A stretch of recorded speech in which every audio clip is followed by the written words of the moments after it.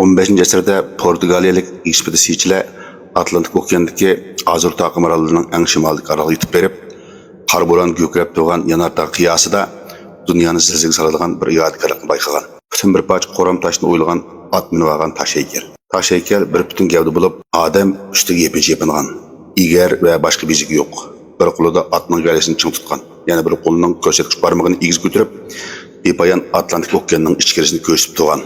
Taş heykelinin astidagi qiya toshga nurg'un g'alat noma'lum belgilar o'yilgan bo'lib, matroslar ko'chirib boqmoqchi bo'lgan bo'lsa-mu, yeziq izlari allaqachon yo'qolg'achqa farq etib tushuntirishga butunlay amalsiz qolgan. Portugaliya podshohi darhol heykelni Lissabonga qaytarib kelib, cho'nqur tadqiq qilish to'g'risida buyruq tushirgan.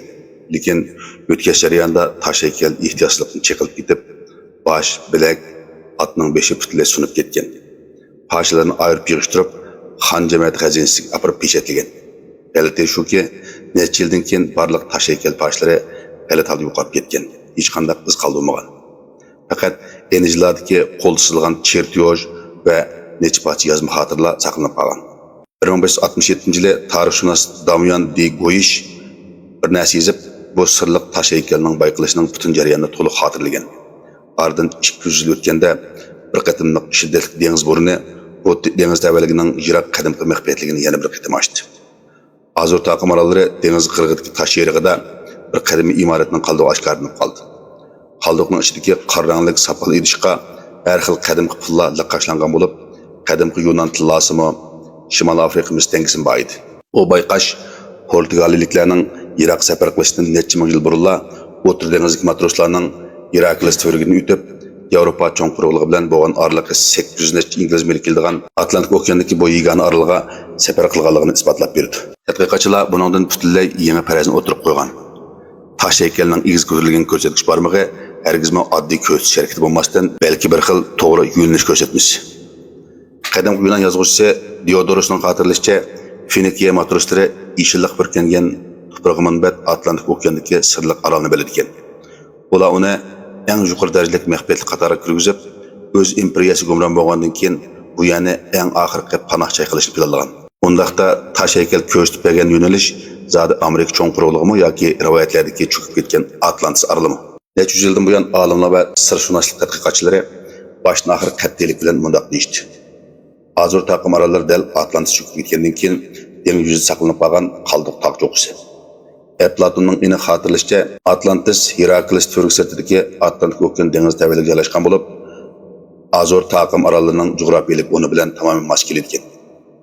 Adabiyotning qayta gullanish tezgiligi qadimgi xaritada texmi muhimi Azur taqim orollariga bevosita baxtli taqim orollar deb belgilab qo'yilgan bo'lib, Ayasur qadimiy quruqliq cho'kib ketgan. Faqat tog' cho'qqilari dengizda yilib turgan degan qadimiy rivoyatga mukammal moslashgan. Coğrafiyalik qurilmadan qaraganda bu faraz intayin muvaffaqiyatga ega. Azur taqim orollarining atrofidagi dengiz osti bepoyon tekshi suv osti egizligi bo'lib, yer shakli aloyligi bu joyning ilgari mukammal bo'lgan butun qadimiy quruqlik ekanligini, keyin yer postining o'zgarishi, Yanardağ, yer tavrash, bo'laklarning o'tkilishi sababidan dengiz ostiga cho'kib ketganligini, faqat egizlikdagi tog' cho'qqilarining dengiz yuziga chiqib, bugungi taqim orollarni shakllantirganligini isbotlab berdi. Taqim orollarda yana nurg'un yechilmagan yep uchi saqlanmoqda. Saint Miguel orolidagi bir o'nkirdan ilgari Ibra yeziga o'yilgan bir yo'gam qadimiy yo'gam rasmi ko'rsatilgan. 2013-yili tadqiqotchilar tufayli dengiz ostini sonar orqali skanerlab Saint Miguel oroli bilan Tesera oroli orasidagi dengiz tavasida bir Ayasur suv osti ehromini bayqagan. Ehromning cho'qqisining dengiz yuzi bilan bo'lgan oraliq aran 12 km keladi. Bu sirliq sun'iy Ayasur qurilish tez dengiz ostiga jimjit yo'shirilgan bo'lib, uning kelish tarixi va davrini hech kim bilmaydi. Bugün kadar hiç kim bu at minib olgan tash haykalining haqiqiy salohiyatiga javob berolmaydi. Bu Karfaginlik matros yoki Finikiyalik ekspeditsiyachining xotir haykalimi? Yoki Iroq qadimiy yo'qolgan madaniyat qoldirib ketgan tash qo'g'dug'ichimi? Va yoki Atlantis madaniyatining yodgorligimi?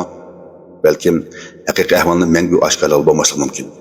Lekin shuni jazmlashtirish bo'ladi-ki, insoniyat madaniyati barliq kechdan burunla ba'zilar dunyoning o'chida turib, qo'lini ko'tarib noma'lum nishonni ko'rsatgan.